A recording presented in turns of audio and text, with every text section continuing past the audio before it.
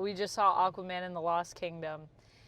And that was a mess of a movie, let me tell you. What a mixed bag. I will say there was a lot of stuff in it that was really fun, though. So if you just like a fun comic book movie, it was pretty fun. There were some parts of it that were really comic books. Some of that was good, and some of that was not good. Watch for the use of slow-mo in this film. And question, why did they choose to put slow-mo here? Because that is what myself and Uptown Duck were thinking. The multiple terrible uses of slow-mo? Yeah, it was not good. I feel like the reason why sometimes it sounds like we're underwater, by the way, if that does happen in this video, it's not thematic, but you can imagine it's thematic. And if it garbles my sound, then it will also be similar to the experience of this movie. Because there are times when the sound mixing is so bad that you cannot tell what people are saying. And you're like, how about it what? So that's an issue as well. Sound is an issue. But okay, let's talk about some things. Okay, you know what? Let's start off on a positive note. I already started off on a mixed note. So now we're going to talk about some things that we liked. Well, that was a long pause. I'm just thinking, I'm just collecting my thoughts. I really liked a lot of the design in this movie, a lot of the creatures, which Uptown Duck did point out to me at the end, some of which may have been inspired heavily by Warhammer 40K, which I did not know, and which when I saw the pictures, I agree. Some of that has been inspired by Warhammer 40K. I'll talk more in detail about that in the full review. We'll talk about like specific creatures and what I liked. If you know 40K and you know the Necron, you've seen this movie. I mean, there's definitely some inspiration. Although, to be fair, the Necron weren't even like my favorite creatures, as I said after. They weren't my favorite creatures, but they were really good. The Necron are from 40K. Yes, yes. The Necrum are from... the Necrum, I think, are their names, are from Aquaman. Oh, I thought it was just called the Necron. Nope, the Necron are 40K. Oh, are you sure? Yep. I thought they said Necron, not Necrum. No, but they're like Necrum. Oh, okay, They well. change the letter. Anyways, now we're getting into the specifics of the movie, which I'm trying to avoid. I don't think that's spoilery, is it? No, they're in the trailer. Yeah, I guess so. They're in the trailer. Yeah, so the design, that was good. I thought some of the acting was really good. Some of the acting was really bad. I wouldn't say, well, not good. I would say that at times. I don't know if I would say really bad, but definitely questionable. Definitely made me go, huh? But a lot of it, I think, stems from the script. So, okay, you're dragging me into the negatives, and I'm trying to talk about the positives. Stay on the positives. So, the story overall, I liked. I liked the story, and the way things were laid out was fine.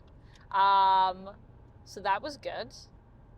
I liked the relationships a lot. I liked the building of the relationship between Orm and Arthur, and it actually kind of made me wish that we did have more time with stuff, because the other thing is that you can tell they were like, well, we did say we were going to do another Aquaman, and it was like one of the best movies in terms of like making money for the DCEU. So like, we'll do another one, but like, we're just going to kind of like use it to goof off and then wrap everything up. And that is like, this movie kind of made me want more Aquaman, but then at the same time, it kind of made me be like, I'm kind of glad this is the end of this era, if that makes sense. What else is positive? Is there anything else? Oh, I don't know. Is it a spoiler? Just say Topo. Just say Topo. Topo. He's in the trailer. He is in the trailer. You're right. And I did comment on that when I did my reaction. Yes. So when I did my reaction, I noticed for the trailer, I did notice that, how do we say his name? Topo? Topo. I thought it was Topo every time I read it in the comics, but apparently it's Topo. And Topo, if you don't know, is Aquaman's basically like octopus buddy in his cephalopod buddy in the comics, and is from like the old days of Aquaman, which is really cool. And when I saw that in the trailer, I was wondering if that's what they were going to do. And that's what they do. And it's really, really awesome. And I'm glad that he was in it. And I think he's my favorite part of the movie. My favorite highlight. So, hi, Topo, and bye, Topo. It was nice to see you. It was nice to meet you and shake your tentacle. All right, let's talk about the not so good stuff. Sound. Yeah, we talked about the sound already. The sound was not good. The soundtrack. Yes, the soundtrack. When I was talking about sound earlier, that included the music, by the way. At one point, there's a song that goes on, and I leaned over to Uptown Duck and whispered, "Are we about to go to a rave? Because it feels like we're about to go to a rave." And in that scene, we were not going to a rave, but then 2 scenes later, we did go to a rave, kind of. So I thought, well, that was close. Definitely some of the stuff that takes inspiration, like while some of the design I think is really cool, and even the stuff that's definitely inspired by is cool, there's other elements of it that I feel like are inspired by in a way that feels empty, where it's not something new that you're bringing to that design from other properties that you've taken inspiration from. Like there's some stuff in here that really reminded me of like Star Wars Cantina vibes, but not in a way that evolved anything, just in a way that kind of felt like, well, I like this thing, so like why don't we just do like kind of that, but underwater. Oh, I know something. Sorry, just to go back to positives. I remember something that I thought was really clever and I thought was fun. And it's not really a spoiler, but it's gonna sound really weird with me saying it like this, but it involves drowning someone in a really interesting way. Oh yeah, that was very clever. And I thought that was very clever and very cool. Well, I mean, one of the things that we were talking about after, and this is also, I guess, a positive. Sorry, we're going all over the place. We tried. Is that this film I felt was very suspenseful. And I felt like there were a lot of moments where things happened that surprised me and where I actually felt characters' lives were in danger. You didn't feel that, No. Duck. You felt that you knew what was going to happen with the characters. But you agreed with me that it was suspenseful. Yes, it was suspenseful, but it hit a point where, let's say that the obvious choice was... I'm trying to think of how to say this without spoiling. Basically, it just hit a point for you where, based on something that happened in the story, you kind of felt like you knew which characters were going to continue. However, I think both of us felt, especially in the first half of the movie, it was like, I don't know what's gonna happen with these characters. I don't know.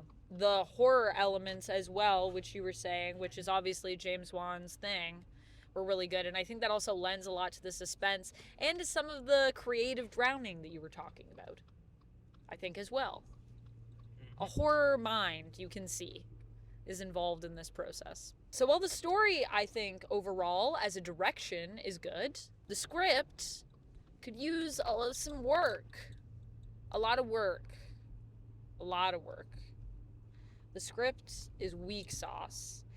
But thank goodness we still have some good performers in this movie. And like, I will say, Nicole Kidman as Atlanta is still really great. I just love watching Nicole Kidman do anything. She's just really talented.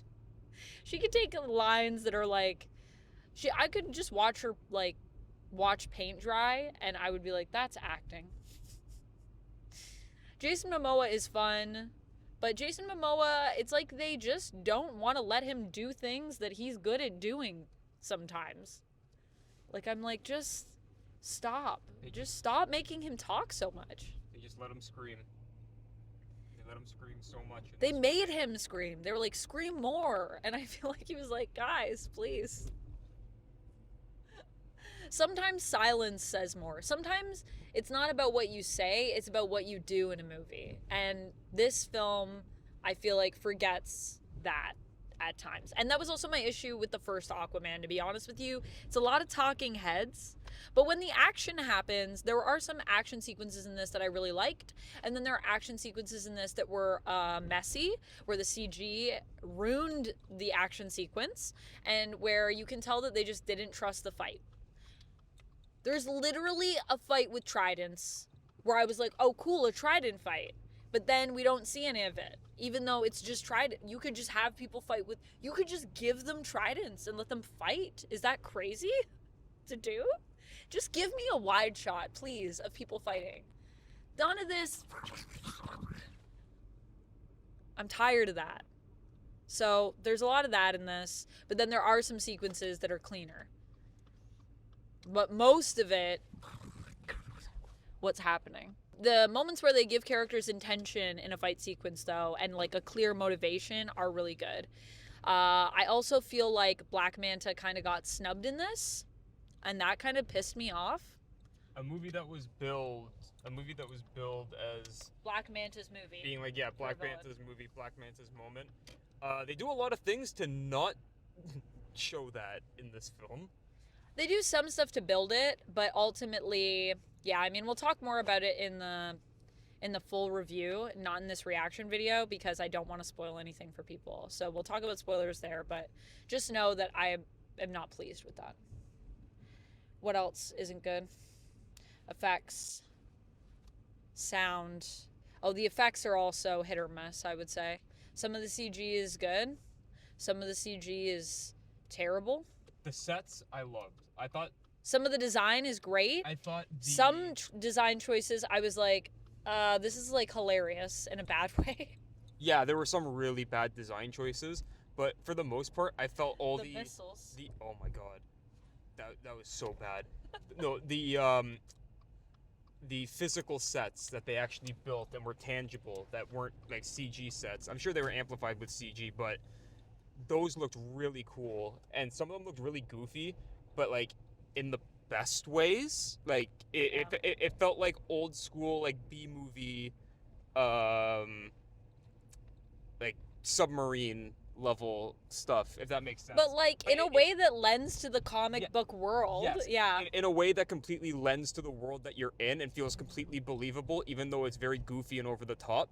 At no point did I look at that and go like, well, that would never happen. I was like, yeah, in this ridiculous world where a man's riding a seahorse, of course they do that.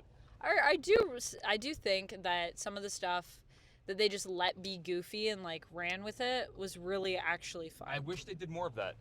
I wish just they let did it be more of goofy. that. Yeah, just let it be goofy. I really enjoyed actually a lot of the suits as well, I will say. The suits were good. I loved Aquaman's suit in this. His gold with his green pants. It's so classic. It's so goofy. But honestly, they made it look so good. Like, it's so cool. And Black Manta with his dumb helmet. And they made it intimidating, even though it's goofy as all heck. I do like that. So, anyways.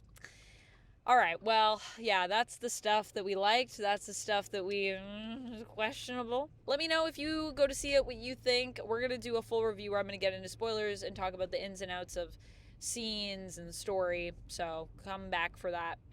For this, for me, I'm going to give it a 3 out of 5. If I'm doing out of 5. I'm doing out of 5 for this one. 3 tentacles out of 5 tentacles. Well, that feels weird. I feel like now I should do it out of like 8 or something, but I said what I said. 2 out of 5. And that's simply because there's a lot of people who tried really hard in this film, especially set and costume design. Shout outs to all those people. You did an amazing job. Keep it up. But that 2 is simply on the back of that. Otherwise, I would have given this a 1 out of 5. Oh, and also shout-outs to Patrick Wilson. He's one of those people who worked really hard to make this movie good. That man was acting his ass off. He was really, really good as Orm. And yeah, this movie did make me want just more Orm and more like Orm and Arthur together. Very interesting. Very cool. Family, brothers. That's it for this one, friends. Until next time, stay nerdy. Bye.